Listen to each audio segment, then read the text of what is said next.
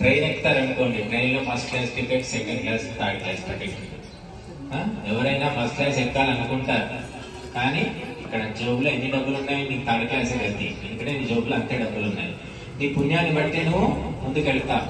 ఈ పుణ్యం లేదనుకో థర్డ్ క్లాస్ అంటే నీ నీచ జన్మ తప్పదు.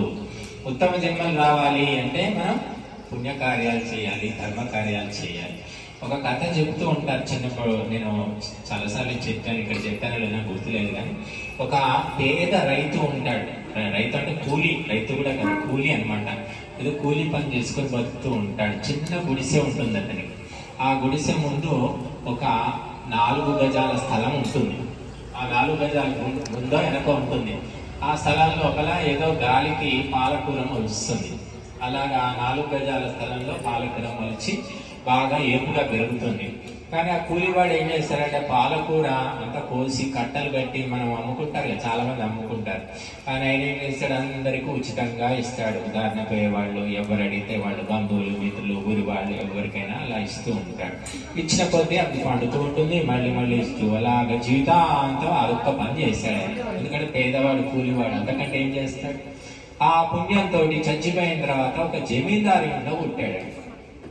జమీందారు ఇంట్లో పుట్టిన తర్వాత అన్ని సుఖాలు, పుణ్యాన్ని బట్టి సుఖాలు. పుట్టగానే బంగారు చెంచాలు, అన్ని తేనె దాకిచ్చారు, మరి పట్టుబట్టలు, సేవకులు, అన్ని సుఖాలు దొరుకుతున్నాయి కాబట్టి. కానీ అతనికి పూర్వజన్మ స్మృతి ఉంది. నేను గత జన్మలో పాలకూర దానం చేయడం వల్ల నాకు ఈ స్థితి కలిగింది అనే స్పృహ ఉంది అతనికి. ఆ తర్వాత ఏమైంది, పెద్ద అయ్యాక ఆయన పెళ్ళయింది, భార్య పిల్లలు అందరూ వచ్చారు. తండ్రి చనిపోయిన తర్వాత పెత్తనం ఆయనది అయిపోయింది. అంటే జమీందారుగా మారాడు అనమాట, పెద్ద జమీందారు అయ్యాడు. అయిన తర్వాత ఏం చేశాడు, పూర్వజన్మ స్మృతి వల్ల జమీందారు 100 ఎకరాలు ఉంటాయి కదా, 100 ఎకరాలు ఉంటాయి. ఏం చేశాడు, ఒక 20-30 ఎకరాలు పాలకూర తోట వేశాడు.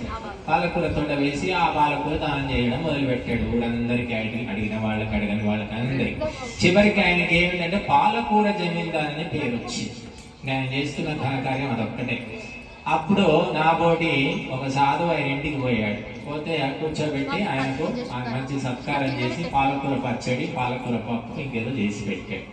పెట్టిన తర్వాత ఆ సాధువును అడిగాడు ఆ జమీందారు, అంతకు ఇంత అయితే ఇంతకు ఎంత అని అడిగాడు.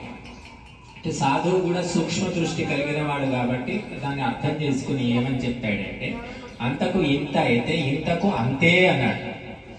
అంటే అప్పట్లో నేను పాలకూర దానం చేస్తే నేను జమీందారుని అయ్యాను కదా, ఇప్పుడు నేను ఇంకా ఎక్కువ పాలకూర దానం చేస్తున్నాను కదా, నేను మళ్ళీ ఏమవుతాను అని అడుగుతాడు.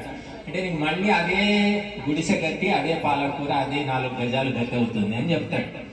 అంటే ఆశ్చర్యపోతాడు, ఎందుకు స్వామి నేను 4 గజాల స్థలంలో ఉన్న పాలకూర అప్పుడు దానం చేశాడు, 20 ఎకరాల్లో పాలకూర పండించి దానం చేస్తే నాకు ఉత్తమ గతులు ఎందుకు రావు, మంచి జన్మలు రావాలి కదా, మళ్ళీ అదే జన్మగతిని ఎందుకు అంటున్నారు మీరు అంటే, అప్పుడు అతను చేస్తా, పిచ్చివాడా, అప్పుడు నీకు గతి లేక పాలకూర దానం చేశావు. ఇప్పుడు నువ్వు కోటీశ్వరుడు అయ్యావు, మరి 100 ఎకరాలకు ఆసామీ అయ్యావు, అష్టైశ్వర్యాలతో తులతొక్కుతున్నావు. నువ్వు ఏ మొత్తంలో దానం చేయాలి, గోదానం, భూదానం, వస్త్రదానం, ఎన్నో రకాలు చేయవచ్చు. ఆసుపత్రులు కట్టించవచ్చు, పాఠశాలలు కట్టించవచ్చు. ఇలాంటి పనులన్నీ మానేసుకుని ఉత్త పాలకూరనే నువ్వు దానం చేస్తున్నావు. నీ స్థాయిని బట్టి నీ బుద్ధి ఎదగలేదు కాబట్టి మళ్ళీ నీకు అదే జన్మగతి అని నేను చెప్పాను. అలాగా చాలా మంది చేస్తూ ఉంటారు.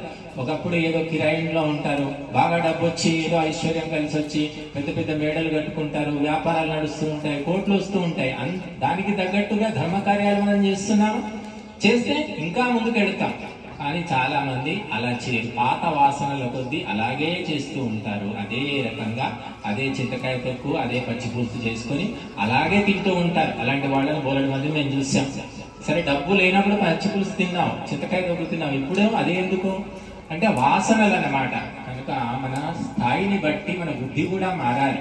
మనం ఒకప్పుడు ఏదో 4 అరటి పళ్ళు దానం చేస్తాం, కానీ ఇప్పుడు నువ్వు అరటి చెట్టే దానం చేయగలుగుతావు, అరటి గెలలు దానం చేయగలుగుతావు. ఇప్పుడు స్థాయిని బట్టి దానం కూడా పెరగాలి.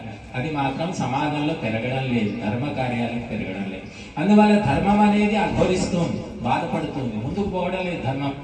మేము ఎప్పుడో 30 ఏళ్ల కిందట శ్రావణ మాసంలో ఇంటింటా యజ్ఞాలు చేసేవాళ్ళని, జోగిపెట్లు చేసాం, సంగారెడ్డిలో చేసాం, అనేక చోట్ల చేసాం. అప్పుడు ఇలాగా యజ్ఞాలు కార్యక్రమం అయినప్పుడు వచ్చిన వాళ్ళంతా 5-10 ఇచ్చి దండం పెట్టేవాళ్ళు. ఇప్పుడు కూడా 5-10 ఇచ్చే వాళ్ళందరూ కూడా.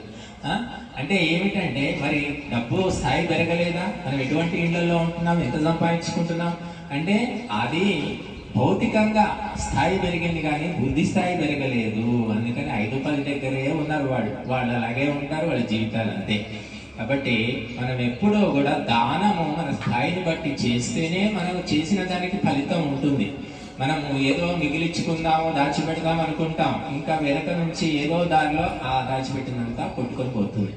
బట్టి ధర్మ కార్యాలకు మనస్ఫూర్తిగా ఓపెన్ హార్టెడ్ గా ఫ్రీ హ్యాండ్స్ తోటి మనం చేసుకోవాలి. ధర్మ కార్యాలకు లెక్క వేయకూడదు, ఇంకెప్పుడైనా లెక్క వేసుకోవచ్చు. కాబట్టి ఇదంతా ఎందుకు చెప్పామంటే దానం గురించి మనం చెప్పుకున్నాము. ఇప్పుడు లక్ష్మీ సూక్తంతో అవతిచ్చాము. తర్వాత ఇక లక్ష్మి ఎక్కువైందంటే అశాంతి మొదలవుతుంది. కాబట్టి శాంతి సూక్తంతో కూడా ఆవతించుకుందాము. 14 మంత్రాలు. పరమాన్నం ఇస్తారా? తీసుకోండి. ఆ కొబ్బరికాయలు కూడా కొట్టేయండి, మధ్యలో సమృద్ధి చేసి